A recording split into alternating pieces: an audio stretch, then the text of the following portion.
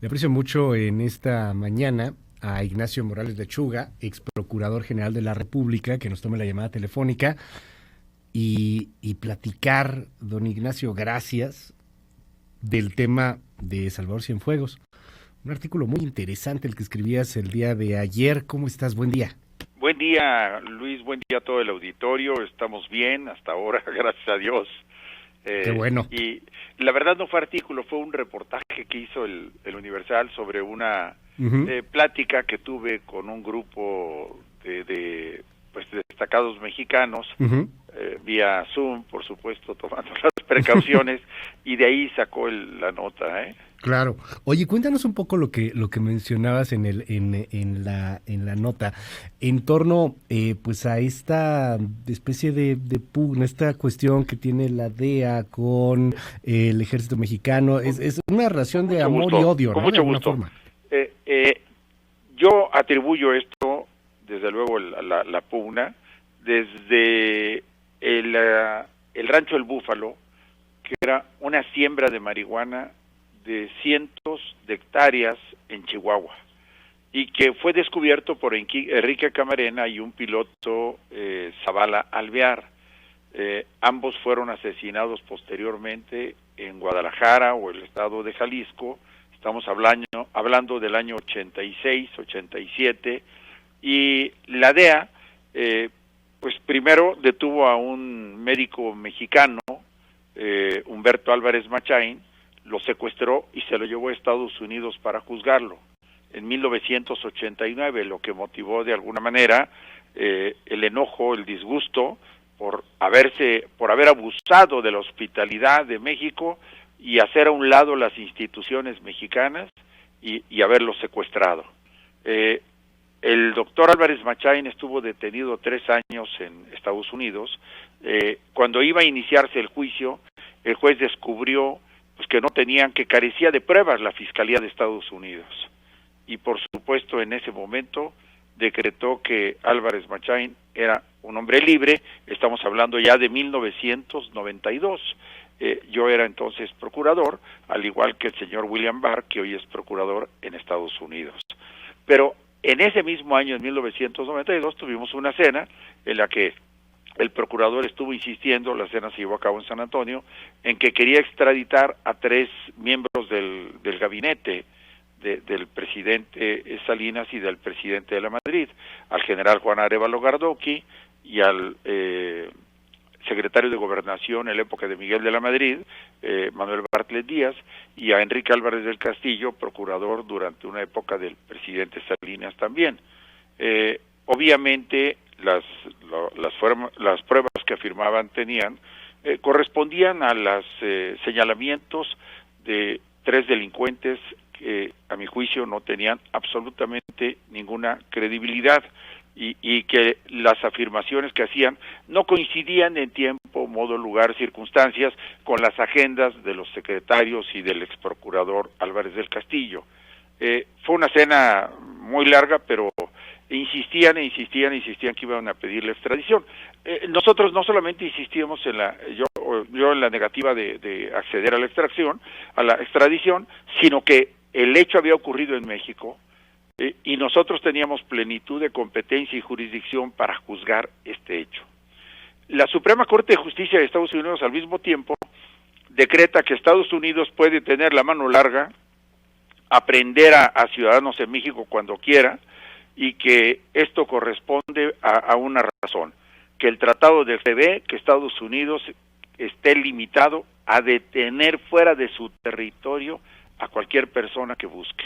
Que de alguna manera tenía ahí el precedente con Álvarez Machain, como nos comentas, claro. ¿no? Porque entonces, a ver, esto fue una sustracción que también hay que decirlo, se hace en muchas partes del mundo y de muchos países y es ilegal, violatorio de derecho internacional, evidentemente, pero se dio. O sea, aquí al final la historia terminó con Álvarez Machain. De hecho, regresando, y también hay que decirlo, Ignacio Morales Lechuga, era otra prensa, era otro México, casi que llegó como héroe, ¿no? En ese entonces, y todo. Hoy no sé si tendría el mismo trato, pero yo te pregunto ahí en ese punto muy particular, la presión norteamericana para extraditar, por ejemplo, a Bartlett, que decían le había llevado dinero a Caro Quintero y a todo este cártel y había tenido que, bueno, había recibido dinero, no le había llevado, había recibido dinero de los cárteles y estaban involucrados en todo este asunto, ¿se basaba en alguna investigación sólida de ellos, de los norteamericanos? No, a mi juicio no tenía ninguna investigación realmente sólida. Okay. Y la extradición era con motivo de la muerte o asesinato de Enrique Camarena. Sí, claro. Es decir, yo quiero dejar esto, qué bueno que lo comentaste, Luis, quiero dejarlo perfectamente claro. Mi intervención ahora no es exactamente para defender a nadie, el general tiene quienes lo defiendan. Así es. Mi intervención ha sido para defender y llamar la atención en la defensa de la soberanía de nuestro país, de la dignidad de México como país, porque después de aquel incidente, nosotros sugerimos al presidente Salinas que suspendiera el acuerdo de cooperación con la DEA, y el presidente la suspendió. Y se reactivó el 3 de julio de 1992 en un acuerdo que se publicó en el Diario Oficial de la Federación, y en el cual se establecía que la DEA, como todas las agencias que sirvieran en el país, solamente era para un enlace e intercambio de información, y que estaban obligados a observar estrictamente todas las leyes y disposiciones legales mexicanas aplicables, y que deberían informar al gobierno lo que ellos se enteraran, y que los agentes no podrían realizar tareas que estuviesen reservadas a las autoridades mexicanas. En fin, una serie de limitaciones necesarias, por supuesto, a la DEA para hacer ver y prevalecer el Estado de Derecho en México, para hacer prevalecer la soberanía jurisdiccional, la soberanía de competencias del Estado mexicano, y para que se conociera que el Estado mexicano era capaz, y debe ser capaz, de juzgar los hechos antisociales ocurridos dentro de nuestro territorio. Ahora eso, Ignacio Morales Lechuga, es algo que se escucha muy bien y que en el tratado estaba ahí. También hay que recordar que pues estábamos previos a un TLC, al primer TLC, entonces había que negociar mucho con los norteamericanos, y el punto de seguridad pues también, aunque no evidentemente pegado a la letra comercial, pues sí era muy inherente a las aprobaciones o no del mismo tratado. Pero déjame preguntarte este tema, porque, a ver, una cosa, y tú lo sabes mejor que nadie como el jurista que eres, es el deber ser, y otra cosa es la neta, ¿no? O sea, lo que es. Y frente a esto que hoy tenemos, me llama mucho la atención algo que en el gobierno de Peña Nieto lo negaron sistemáticamente, replicaban mucho y se asustaban cuando alguna persona hablaba del tema, porque hay un agente de la DEA, Ryan Conagan, si no me equivoco, ahorita me confirmo aquí el nombre bien, pero este agente estuvo presente en la detención del Chapo, ¿no? O sea, y de hecho en el juicio ya contra el Chapo, lo que el gobierno de Peña Nieto se enojaba mucho y replicaba y decía que no se dijeran esas cosas y que no se sobajara el trabajo de las instituciones mexicanas. En el juicio del Chapo, lo que negó Peña Nieto, lo que se negó en ese gobierno, se confirmó. Ahí fue el mismo agente de la DEA, el agente Ryan Conagan, creo, y dijo, no, pues sí, estuvimos ahí infiltrado, con uniformes inclusive de la Marina, si no me equivoco, mexicanos, o sea, la DEA opera, independientemente de lo que diga la letra, ¿no? Es cierto, y es una falta del Estado mexicano, porque yo lo que estoy pensando es que si no tenemos dignidad, si no tenemos capacidad de defender nuestra integridad de competencias territorial, no tendremos derecho de levantar la bandera nacional ni cantar nuestro himno nacional. Esa es la tragedia de este país.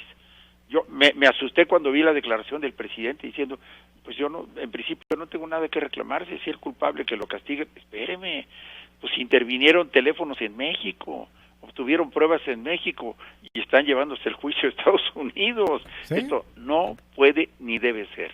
Esto ni aún en la Unión Europea, donde han hecho una gran cantidad de concesiones limitantes a su soberanía, han articulado, digamos, todo el territorio de la Unión Europea, los países han renunciado a cantar su himno nacional, a levantar su bandera y a decir, somos un país soberano. Ni allá. Oye, dime, ahora, pasemos a lo que está sucediendo hoy día. Teniendo este contexto, les mataron a un agente de la DEA y les han matado a agentes de la DEA en varias partes del mundo, no nada más en México. Pero el caso Quique Camarena pareciera que no está cerrado por los Estados Unidos, evidentemente. La liberación de Caro Quintero, como fue, jurídicamente hablando, a lo mejor la regó ahí la Procuraduría en ese entonces, pero pues salió por la puerta sin problema, ¿no? Yo creo, porque hay una gran cantidad de rumores al respecto, como que en el Rancho El Búfalo y en la producción de marihuana en México estaban involucrados agencias de espionaje de Estados Unidos para CIA. El caso Irán Contras y para tener ahí recursos para comprar armas en mercado negro, etcétera, etcétera, etcétera. Entonces, yo no valido todas esas hipótesis, pero las señalo, ahí están. Claro.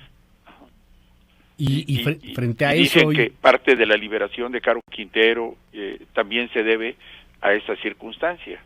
Ahora, frente a todo eso, estaremos en una especie, y te lo pregunto, evidentemente con una, no con que tengas o no conocimiento del caso, sino con todo el análisis y la experiencia que te da.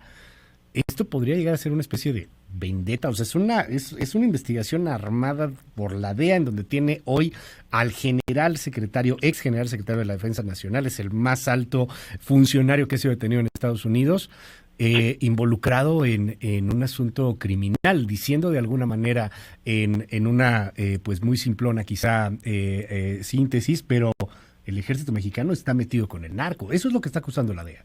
Exactamente, y además para mí va a ser muy difícil probar la culpabilidad, y podría ser más o menos razonable basándose en el carácter ajeno del secretario a estos hechos, sembrar la duda razonable para obtener la libertad del general, pero en sí el propio juicio y la forma como se han llevado a cabo las cosas y la falta de reacción del gobierno mexicano me ofende como mexicano. En aquella época con el presidente Salinas sí recuerdo que él dijo, bueno, tenemos mucho interés en celebrar el Tratado de Libre Comercio, pero que no sea poniéndonos de rodillas en este caso.